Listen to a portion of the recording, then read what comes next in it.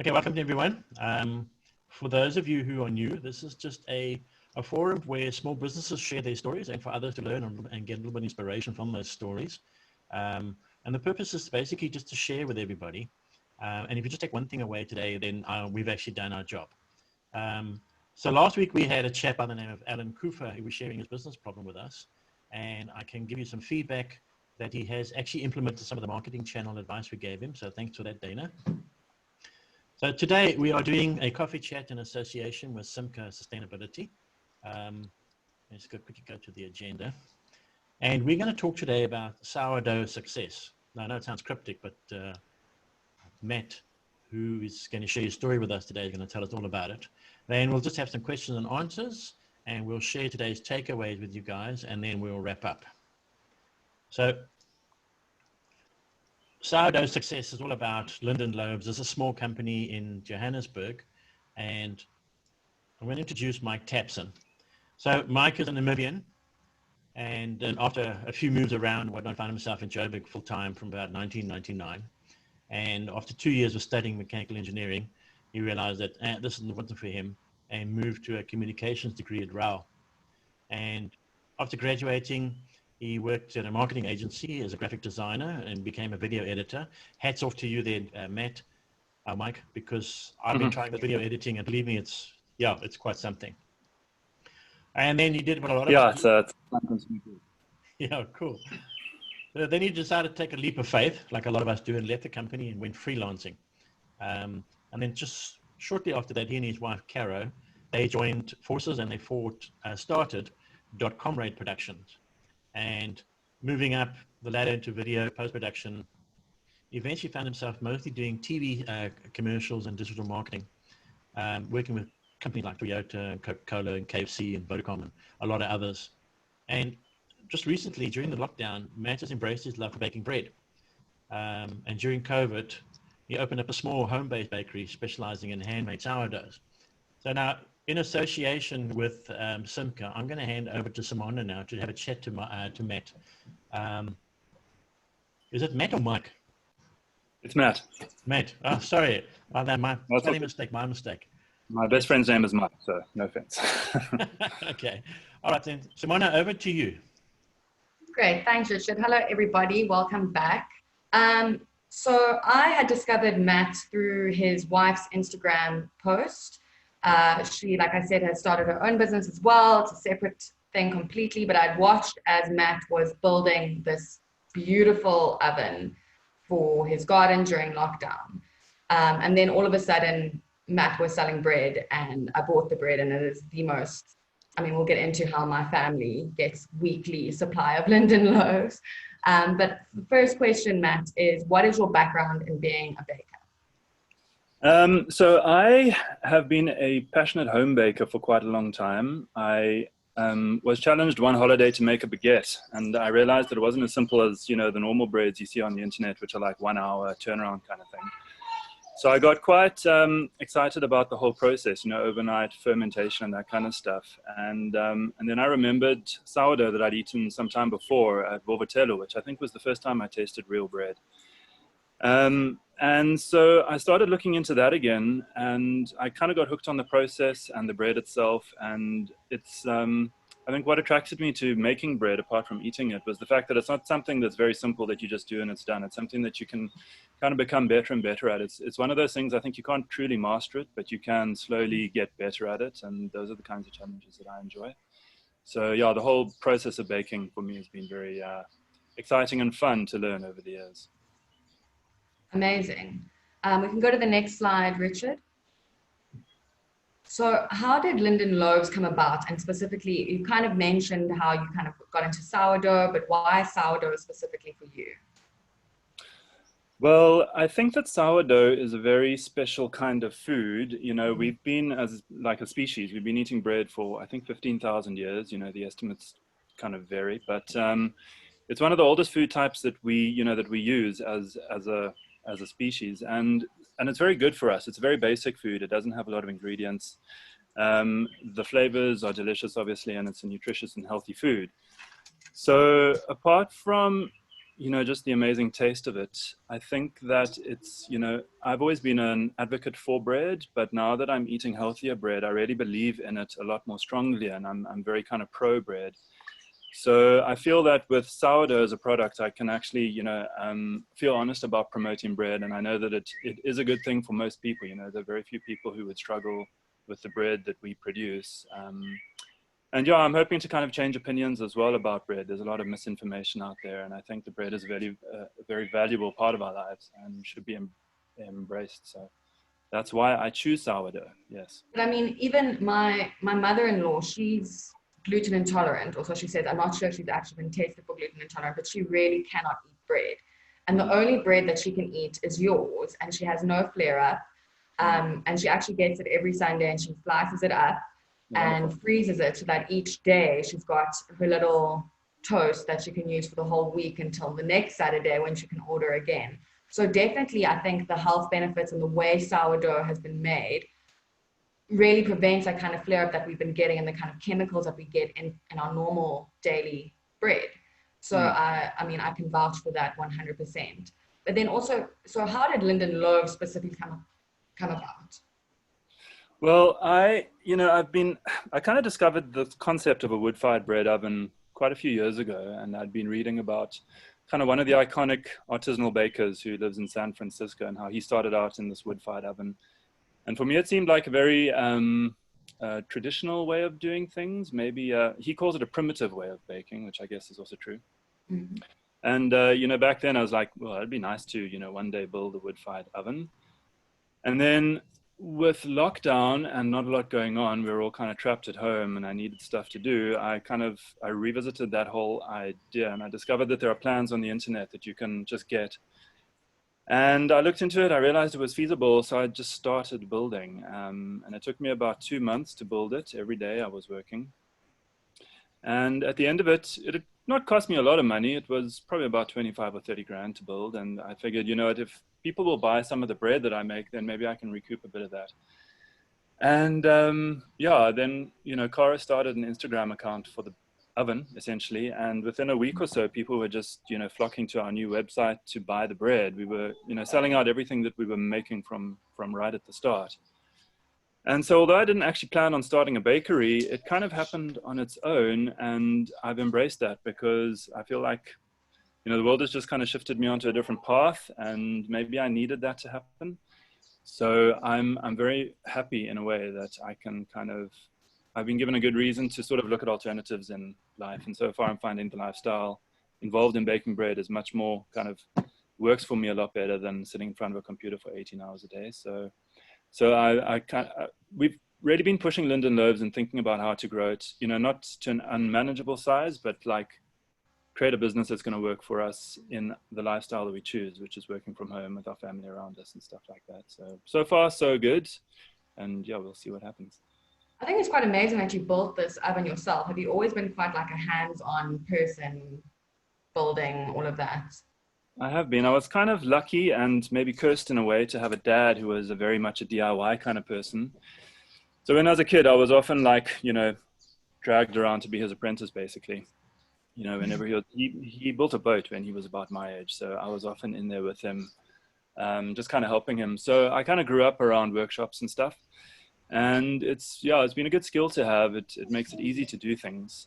So yeah, I guess I'm kind of handy, but this building the oven was a big challenge. I was very kind of scared to start because I didn't know if I would be able to successfully finish it. But I think that was the hardest part. And once I was going, it wasn't actually as bad as I thought it would be.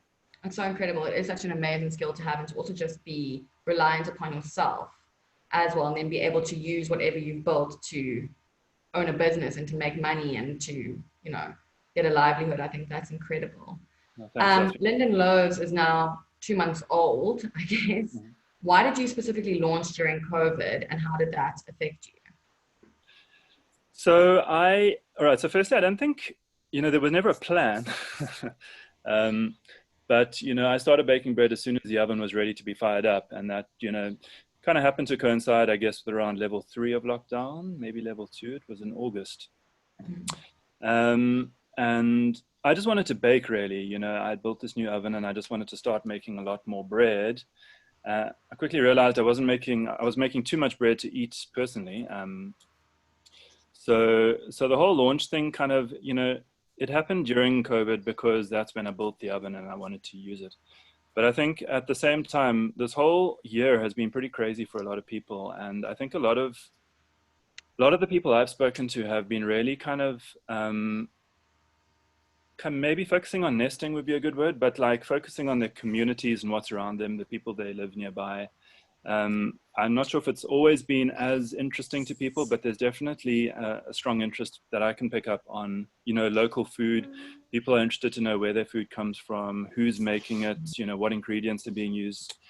And I think that kind of accidentally launching Linden Loaves into this environment where people were kind of coming back home worked out well for us. And also sourdough for some reason became quite a popular topic during lockdown. So I think people who maybe not were that aware of it became quite aware of it. And, having a local sourdough baker obviously appealed to some. So, incredibly, the timing worked out well for us. And also not having a lot of work on the post-production side has been, it's been great to have this extra source of income, although things are picking up on that other side as well. But, the diversification has been good for us too. So, yeah.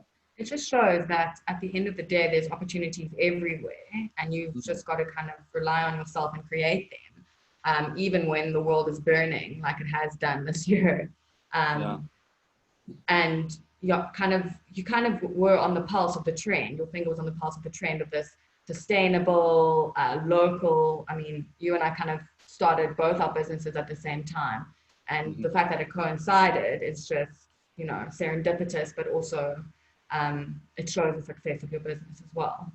We can move on to the next slide, Richard. So your oven, what is the significance of your oven? I know it's built in a specific way and all of that. Can you explain to the rest of them? Okay, so my oven is known as a retained heat masonry oven, which means that you build a big fire in it and burn it at very high temperatures for a couple of hours. And then you scrape all those coals and stuff out and you close it up. And it's, in that picture that you can see, I'm sticking my kind of bread peel into this oven chamber, but that entire oven chamber is surrounded with various layers of insulation and stuff. So it retains most of that heat inside and directs whatever heat is stored in the outside of that oven chamber back into the oven chamber. So it's kind of an environmentally efficient oven. You burn a lot of the wood, but you try to bank all that heat and energy and put it back in. And it was designed by a very passionate blacksmith in the 90s who spent his life basically studying ovens. So I think what appealed to me about this oven specifically is that it's got heritage. We've been baking for a long time, people, and we've always baked in this way, like whether it's a cob oven or a mud oven, like hundreds of years ago, people were building ovens out of sand and stone. And this is essentially the same thing. So I have this like a nostalgic kind of side to me, and that way of baking, I think, appealed to me. And also, I think it complicates things in a sense because it's another kind of facet of the baking process that you need to get good at. It's not like an electrical oven that you can turn on and then, set it to a specific temperature. So I've discovered that I have to spend a lot of time managing fire and, timing the fire properly, looking at temperatures and that kind of stuff. So I think the significance of the oven for me, apart from the fact that I built it, is that it kind of challenges me, to try to become better. And I think if I can fully understand this oven and how it relates to the bread I'm baking, I feel like I will have learned a lot. And that's kind of my goal in life, is to become better at the things I do. So if I can be challenged to improve, then that helps me a lot. Sure. I mean, it relies a lot on synergies between yourself, the oven, and the natural resource, which is the fire. So yeah, you got to kind of become one with the fire and kind of understand, because it's obviously very temperamental at the same time. Yeah, it bites me every now and again. I've got scars all over my arms. But yeah, no, it's like a fire-breathing dragon. It can be pretty intense. But overall, I've learned how to manage it pretty well. And I think getting the timings right, having the bread and the oven ready at the same time was quite hard at the beginning. But I'm figuring it out, and that's been. There's a learning curve to everything, and you just got to kind of get through the curve, and then you're there. Yeah. Next slide is how do you market your business and make people aware of it? So I'm very fortunate in that I have a life partner named Caro, who's an absolute Instagram fiend in a good way. I mean, she's very confident on Instagram, whereas I'm kind of like hesitant. So she has just jumped on board this Linden Loaves thing, and she handles our Instagram account, posting a lot of stories and always taking photos of what we're doing. And Instagram is just an incredibly organic kind of platform. You know, I tend to browse it more than I tend to engage with it, but people who engage with it, they can discover these things like our Linden Loaves bakery. So, you know, just through like setting up this account and posting pictures to it, people discovered us quite quickly. We have a few hundred followers now. And we get quite a lot of engagement and interaction. You know, I think the best thing for us is getting messages from people who really enjoy the bread, because they kind of reach out and say it was so delicious, you know, and I definitely want to get it again. And that's very encouraging for us. But, you know, apart from Instagram, we're not using Facebook or anything else really. We do have a website where, you know, our Instagram directs to the website a lot of the time. And the website's got a bit more kind of the backstory of the bakery, but in terms of day-to-day awareness generation, it's all going through Instagram, which has been incredible. So you say obviously that you've only got the Instagram account and the website, and I know that you're not as engaged with Instagram like you said, you're more of a browser, but what is it about Instagram specifically that creates synergies with your business and that works for your business? I think that bread is a very visually appealing thing, you know. They say in the, you know, hospitality industry, I guess, that you eat with your eyes first. And so having this product that just looks great most of the time, you know, if I've done my job right, makes it quite easy to create pictures that are engaging. And I know like sourdough can be a little bit kitsch or maybe trendy and stuff on Instagram, but you know, it's very easy to take a picture of a loaf that's just come out the oven, pop it on Instagram, and it looks great. So, so it's not challenging in that sense that you have to really struggle to find content. You know, we've got so much content around us the whole time that it's made it very easy to keep the Instagram feed going strong. And people are interested in it, which is incredible. You know, they engage and they obviously like what they see because, you know, it ends up with them visiting some of the dailies where we have our bread stocks and stuff. So I think that the combination of the, you know, visually appealing product and the highly engaging platform has worked out well. So just quickly, before we go on to the next slide, just explain for those who are in Joburg and want to order what the ordering process is through your website, through the dailies, etc. Okay, so we've got a website, lindenloaves.co.za, which we load up with our week's stock at the beginning of each week, and we bake 4 days a week. So that's a quick and easy place to order. It's an online portal, and when we bake, we deliver the bread immediately afterwards to a deli in Linden called the Little Deli, which they came on board very early as a collection point for us, and they also buy bread to resell. So they've been very happy to stock our collectible breads, you know, so the online orders we just drop off there, which has been great because for the first week or so we were doing it from our house and that turned into quite a busy day. But yeah, so ordering online is a surefire way to get hold of bread, but we also stock breads at the Little Deli in Linden, and Service Station Cafe in Melville gets bread twice a week. Brick Cafe in Rosebank, which is in the old fire station building, gets bread twice a week. And there's a few other cafes and a few restaurants that are starting to use our bread as well. So you can find our bread, just to summarize, on Wednesdays and Saturdays at the Little Deli, on Tuesdays and Saturdays at Service Station in Melville, and on Wednesdays and Saturdays at Brick Cafe in Rosebank, or anytime on our website. And just to clarify, do we have to order online first, or can we just pitch up at like the Little Deli or the Service Station and buy the bread there? If you get to any of those places at around 11 o'clock on a day that it stocks bread, then you're going to get very delicious, fresh, warm bread. But they do say that it sells out within 2 or 3 hours. So if you are not sure that you'll be able to get there in time, then it's better to pre-order just to sort of confirm it. Cool. I just want to say I was the person that collected from your house in the first week. I remember. Came through, and like I said, it was delicious. Yeah. Okay, we can go on to the next slide.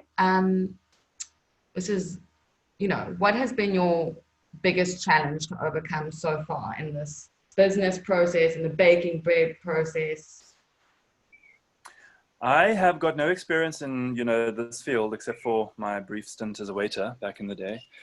So I think I've been trying to figure out systems that work well for running the business, because there's quite a lot to it, I've realized, in terms of managing the website and, inventory and that kind of stuff.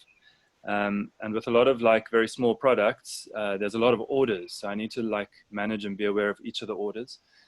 And then obviously keep track of when I need to order stock of flowers and, wood and that kind of stuff, because sometimes you leave it one day late and then you kind of, have to go get your supply from Pick and Pay. So I think just managing time management has been something that I've had to readjust to, because the other business has a different kind of style. And then I think kind of scaling up production, it wasn't too hard, but it definitely comes with a change of approach. But fortunately, there's a lot of good info on the internet, and I've been able to read other people's stories and their experiences of how to deal with that. So that has been kind of more of a fun challenge than a difficult challenge. But right now, the biggest challenge I'm facing is the changing weather. It's getting so hot, and the dough all, responds very differently in this kind of heat. So right now, my big thing is trying to find enough refrigeration to keep all my dough cool overnight. So I'm always on the hunt for bar fridges that I can, pick up for a reasonable price. Black Friday's coming up. Yeah, I know. Go to the game, get a big fridge. I'm busy bidding. I'm bidding on an auction. Oh, nice. That's smart. But yeah, fortunately, we haven't had a lot of challenges, and it's just really kind of process stuff that I'm having to figure out. But I've touched base with a friend of mine who's a very good restaurant advisor. Essentially, she's a consultant, and she has come in and given us some great tips and made herself available. So I mean, I'm starting to turn to her when I have questions that I need answers to, which has been great. So you were saying it's the process, it's the time management. What tips do you have for people? How are you managing your time? What kind of processes are you implementing within yourself to kind of mitigate these problems? So I think the first thing that I'm doing is I'm actually writing up a schedule at the beginning of each day to plan out what needs to happen when, because with this bread thing, if you kind of running 15 minutes late on step 1 of a 12-step process, it can snowball out of control pretty quickly. So I'm just trying to be really diligent. I print out this daily schedule with half-hour slots, and I look at what breads I have to make, and I kind of write down, and then I just try and make sure I stick to that as much as possible. And that helps a lot, in general, I've got a bad habit of just, keeping it in my head, at 10 o'clock, I need to do that. 11 o'clock, I need to do something else. And in my other business, that's not such a big deal if you're running a bit late here and there, but with the bread thing, it really does kind of pile one delay onto the next if you don't stick to the schedule. So I think that's helping a lot. And that's my main approach. I also print out a kind of a more detailed schedule for each batch of bread that I'm making. So every tub of bread has its own piece of paper that shows me exactly when each kind of step of the process has to happen. And that's really helped a lot. Cool. The next slide. So you kind of mentioned you got this restaurant friend, but where else do you go to for advice? So I have got, I use the internet a lot. I think that if you can find the right websites and stuff on the internet, there's just such an incredible wealth of info there. And if you've got the time to look for it, you can find, just about any answer to a question that you have, or I should say the answer to any question you have. So I used the internet the whole way through building the oven. The internet taught me how to bake bread as well. And so that's my kind of first point of contact. For anything I need to know, I will see if somebody else has, had the same question before. And if I can find it, that usually gives me the answers. Forums are a great source of information. I am a very prolific forum visitor, and, almost everybody has had the problem that you've had before at some point, and somebody has asked that question. So you can usually find somebody who's had the same kind of challenge.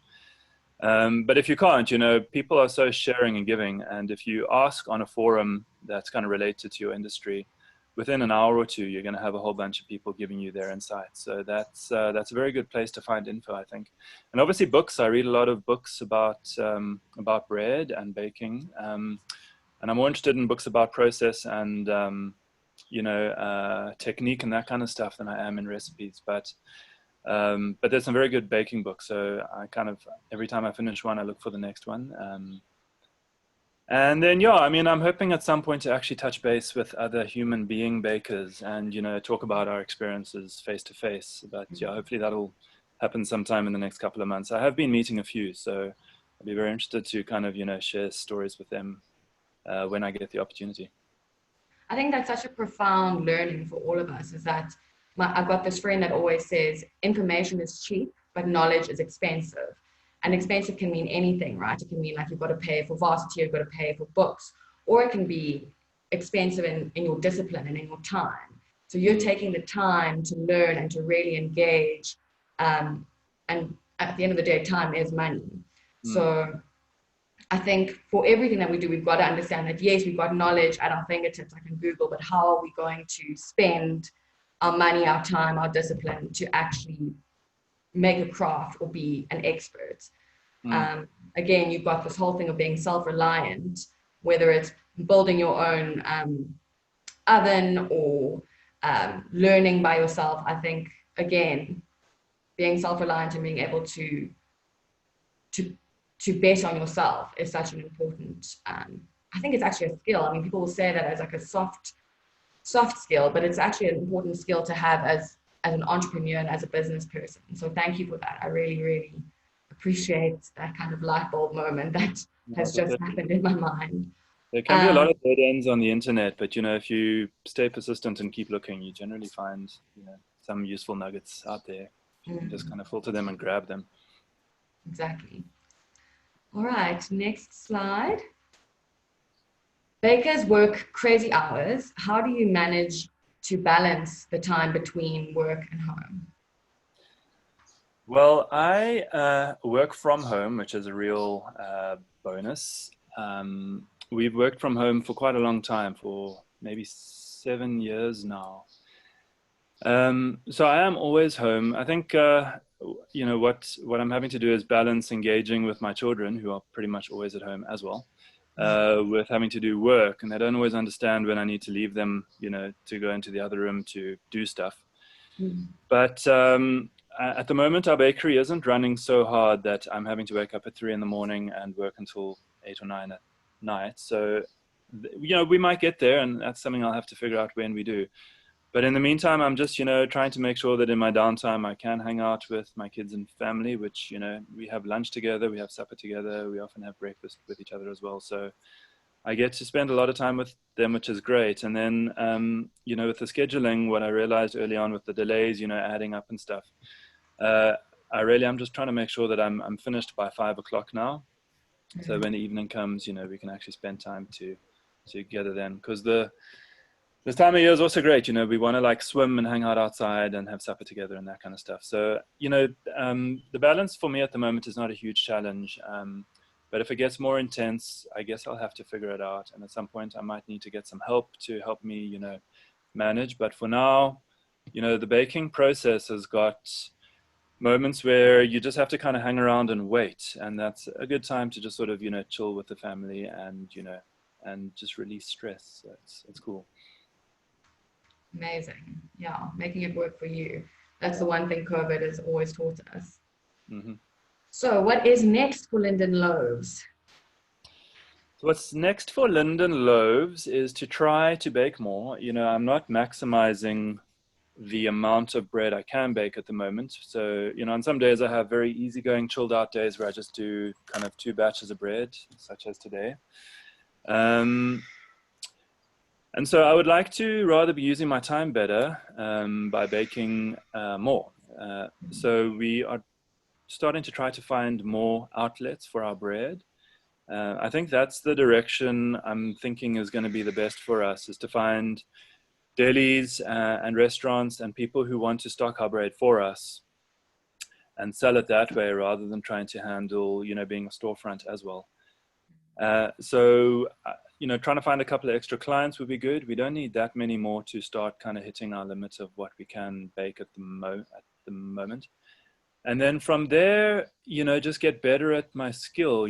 I think the bread's reasonably good at the moment, but I feel like I've got a lot to learn. So I want to carry on improving my skills, and then I'm going to keep on focusing on bread, but I'm also interested in, more varied bread types. We're very used to like white bread or brown bread or whole wheat bread, rye bread, but there's a lot of grains available to us, and bread can be made from a wide variety of things. And I've been playing with different bread types and encouraging people to eat them and tell me what they think. Like one of my favorites is a porridge bread, which sounds pretty bland, but it's actually incredible. And yeah, just trying to open people's eyes to like a bigger bread world, I think, is part of my kind of future vision. And who knows, maybe eventually to kind of scale it all back and just open a small bakery where I can actually engage with people, because I would like, ultimately to, I don't know, meet people through this business, not just sit behind my, garden wall and send the bread out. When I started, I did have this idea that I would, get to engage with a lot of people. So at some point I would like that to be part of my day-to-day as well. Great. Mm.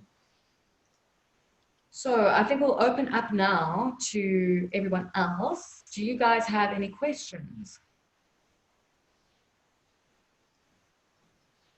I don't have a question yet, but I've got a comment from Dana saying that there's a place in Cape Town that sells sweet potato bread.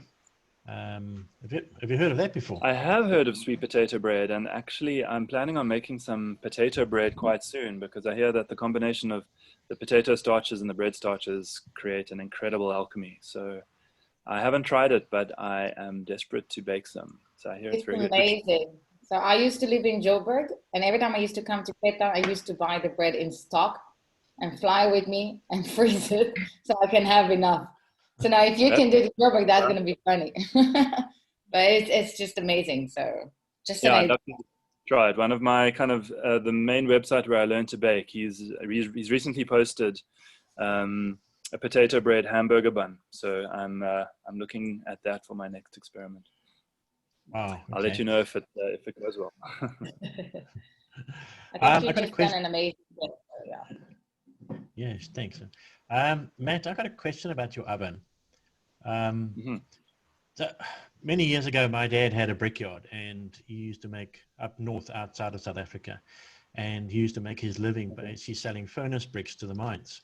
And I read in one of your responses to Simona that furnace bricks or fire bricks are not actually made in this country. So how are you handling the heat with the bricks that you've used?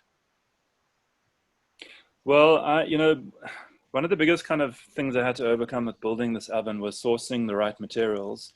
The guy who designed it, Alan Scott, he lived in the States where they have, access to a much wider range of stuff that we've got here. And fire bricks was one of the things that was hard to find. You need a very low quality fire brick because generally they're designed for very high intensity purposes. And they have a higher aluminum content, or aluminium content, I should say, which is not good for baking bread. They used to make them locally, but obviously with the Chinese influence, it became more cost effective in the end to just import them rather and distribute them. So, so there's a couple of refractory companies now that they manufacture some of their own products, but the fire bricks specifically all come from China. So a company that I've eventually found called Refraline managed to supply me with some bricks that were of a low enough quality that they would work for the oven. And that's the way I approach that. Like we don't have solid bricks in this country, surprisingly enough. We do have solid bricks, but not solid pure clay bricks. Yes, yeah. We have solid bricks with a mixture of materials in them. And in the States where they do get solid clay bricks, just pure clay, that's a great alternative. But I just couldn't find any of them locally. So yeah, finding materials was quite a challenge. Okay, I got a comment here. I wanted to ask another question. So, yeah, sure. Go ahead, Simona. Sorry. I know that you're going into now different types of bread, or different, rye versus porridge bread versus potato bread. But have you considered like making pizza doughs or pizza bases or pitas or something like that you can also kind of expand into restaurants? Because I saw you did make one pizza once in the oven. Yeah, we're eating way too much pizza at the moment. But yeah, I considered it. We have this thing that we've been doing called the weekend special on Fridays, where we try like a different bread, or I've been baking some sweet breads and pastry style stuff, which is pushing my kind of skill limits a bit. And yeah, I've really thought that prepping, 24-hour proofed pizza dough balls would be quite fun. So I have thought about it, and I think the one thing that stopped me from doing it yet is just making sure I can give it to people while it's still cold, before it starts to warm up, because you'd have to kind of sell it straight out of the fridge or supply it straight out of the fridge. But yeah, I've definitely thought about it.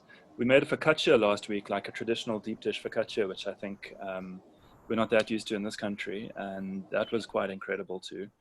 So yeah, there's room to experiment with like more basic bread types, which are kind of flatter breads. So it's definitely on my list.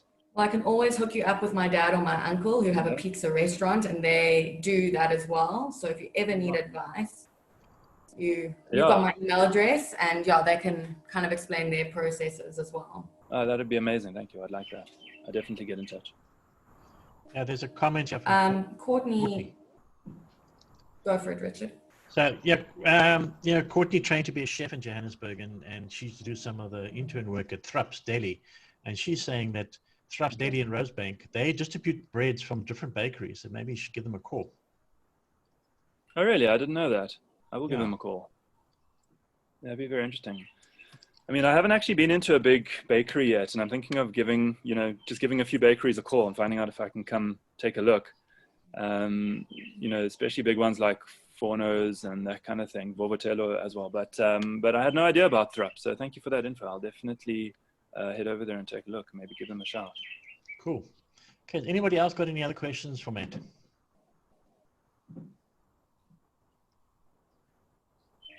I got one last one for you, Matt. The picture on the screen there, what did you call that thing? A Bannerton or something? That's called a Bannerton, yeah. Another big challenge is finding Bannertons because they're so expensive. It's like 500 Rand for one of those. Usually they come as like a wound wicker kind of basket. They're shaped in Vietnam, I think. And I was trying to keep my costs down, and I found a wire seller outside the meat market on First Avenue in Linden, and I commissioned him to make me 30 of these. But it's just a structure that supports the dough while it's proofing. You can use anything. You can use a colander or like a bowl, like a ceramic bowl lined with a cloth, or anything that will really kind of give you the shape that you want. But yeah, they're known as proofing baskets or Bannertons, and they are a pretty essential element of the bread making process. So. Oh, okay. Yeah, well, I can recommend, like one thing I found. Yeah, now, like it's very hard to proof dough, which is essentially a big bag of fluid, without something to support it. So unless you are baking your bread straight after making it, you kind of need something to just hold it or help it hold its shape during the 12 hours or so that it sits in the fridge. Okay, now when I saw the picture for the first time on your website, I thought, well, that's a really cool bread basket for you to store bread in. Yeah. So now you're telling me you actually use it just to shape the dough. Oh, that's interesting. Have you thought about selling these things as bread baskets? No, I haven't. But what I did do was I put a link on my website to get in touch with this guy, Christopher, who makes these, because he's quite cost effective and he needs the work. So, I'd rather let people chat to him if they want bread baskets, because nobody really wants to. I mean, if you're going to buy one, it's fine. Like $500 isn't that much. But if you need like 30 of them, sure. It gets a bit hectic. So I think finding, a creative way to sort of solve your problem is good. And in my case, Christopher was the answer to that. So it worked out well. Okay. Got a question here from Adolf. Can you? Mm-hmm. So as your orders grow, do you plan to skill more employees, or do you have an assistant at present to deal with the increase in production? I definitely am starting to look at the idea of finding somebody with some sourdough skills. We've got a few potential clients coming up that would really mean I'd have to get serious about this. People who are asking for the kind of amount of bread that would have me working really full time on this. And if that comes through, then I'm going to have to find someone. And I've actually chatted to one or two of the small bakeries to find out if they've had any apprentices or young bakers who've come through their doors who might be looking for work. So there are people with experience out there. I'd rather start with somebody who's got at least a little bit of, experience handling dough, because it's a bit challenging to work with at the beginning. And then, we can kind of work together from there. But I think if we get to a point where I am having to produce, say, 80 to 100 loaves a day, which is kind of where I'm looking at the moment, That's definitely a two-man job. Cool. Because anybody got? They say a very skilled baker can do 300 loaves a day on his own, but Wow. Okay. I'm not at that point. Cool. Anybody else got any questions for Matt? Nothing. Okay, so let's move on to the I takeaway. have shared the Instagram account or the link on the chat. So that's at Linden_Loaves. Thank you for that. I've got one tip for you for the Instagram, if you don't mind. That's why I asked for the Instagram link. Sorry, let me just quickly. Oops. Can you hear me? I can hear. Can you show Instagram? The Instagram link. There it is. Yeah, she shared it. So that's why I'm saying, like, I've got like one small tip from something that I quickly saw. First, I'll give you a follow. In the bio, it's very important to add hashtags. Okay, at least like 2-3 hashtags that not with too many search options. Okay, so you won't put like bread because the chance for people to find you. But the reason to put a hashtag in the bio is to allow people to find your account, to make it more accessible. So when people search for certain things, they know where to find you and your account will come. So find different hashtags that you can use that are around your business, but with not many, like let's say up until 10,000 search something like this because of the amount of your followers. And then you can play with this and you can do some that it's something very like around the product and something that's also related to the name of the business with yours. So just oh, amazing. Thank you. I did not know that. So thank you for that. Yeah, she's a mine of information. Believe me, she's helped me a lot as well. If you need an assistant, I can learn a bit more about Instagram. So you can guys just chat with me and I'll give you more tips. Thank you so much. Cool. Okay, let's move on to the takeaways. Okay, so Matt, what we do here is we sum up the interview and we try and pull out the salient points about what makes your little business successful. And then after like say 20 of these interviews, we publish an article and then we sort of sum up each 20. And as it grows, obviously we get more and more good data as to what are the secrets to success for small businesses. And it's amazing up until now, it's been pretty consistent in what these small points are.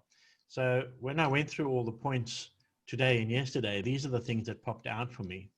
So you have a curiosity and a passion and you combine the two of them and you've managed to pivot and time your little business at the right time. You say some of it was just by pure chance and circumstance, but you did pivot and you did time it just right. You luckily that you have a life partner that understood the right marketing channel. So Instagram is fantastic for things that you can see and touch like foodies and personal training and those type of things. You've also adopted a very cautious growth methodology to grow in your business, which I think for small businesses is absolutely key. We see a lot of small businesses that try and grow too fast, too quickly. They don't get their processes and systems, especially their manual processes and systems in place first before they try and systemize these things. And then they just lose control and it just goes south. You've starting to build up a good support system. You've reached out to a couple of people who've given you the right advice from the right people. And you have, I harp on this last point, but the more research that I do, it's coming through more and more and more, is that this Japanese model or the German model or whatever, where we're working 18 hours a day, 7 days a week, is just a self-destruction, non-sustainable type of business model. And it's proven right across the world now. And I think what you start to see the reports coming out of academic institutions where they're saying COVID, like you say, people are now starting to look at their communities around them and start looking at what's really important. How do I maintain a career, whether it's breaking bread or being a personal trainer or working in a corporate office for 40 years? It's about your work-life balance. The corporation doesn't own you anymore. We become individuals, especially through what we've learned through COVID. So those are the points that I pulled out. I don't know if you agree with them or if you've got any comments.